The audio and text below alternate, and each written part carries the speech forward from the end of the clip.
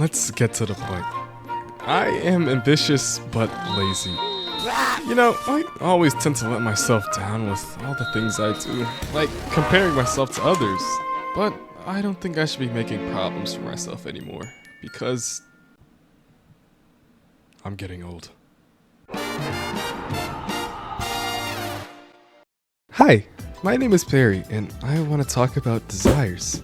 When I was younger, I started to gain many desires. Desires like being a great basketball player, voice actor, an extremely cool and professional martial artist, an artist, an animator, a cook, a dancer, a carpenter, mechanic, Larry Wheels, an owner of all my favorite Pokemon plushies, music producer, a house husband, and that's one of the newer ones. You lying? Yeah. But I do have a lot of desires. Though, the one desire I truly have is becoming a YouTuber. You know, I have a lot of YouTubers I've looked up to all of my life. They make me happy and bring enjoyment, leading me to always wanting to become one. I started to have this desire all the way back in 2016, my personal golden year.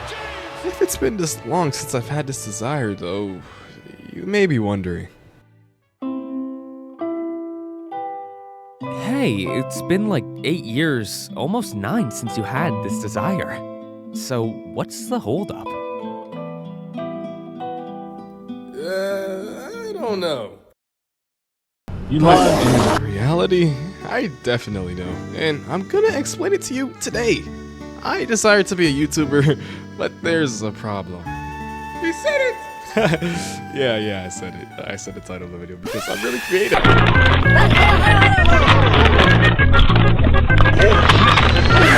I want to address what it means to do the thing you desire. Doing the thing you desire is like quenching that thirst that you had for years.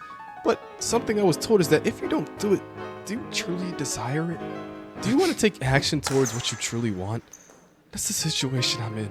Like, am I seriously up for this? Well, I knew I was, and I felt like I'd truly regret everything if I never conquered my goals. Step by step. You've heard those words before. Well, probably, you know, you might speak Spanish or something. But hearing these words from my counselor honestly really helped. It's good to talk to one of those sometimes. What I realized is that I compare myself, like, a lot. Like, dude, I'm really out here comparing my life to people like Lamine Yamal. You know, that 17-year-old the superstar. But even people smaller than that. I could be scrolling on social media and see genuinely skillful people my age, even lower. Though these people don't know me. They begin what they do, and it's not the right thing to be let down by others doing what they enjoy, right? Rather, it should be fuel to my ability to have better control over my own life. But I've realized that motivation really isn't all that. I mean, it's good, but in my case, motivation runs out quick.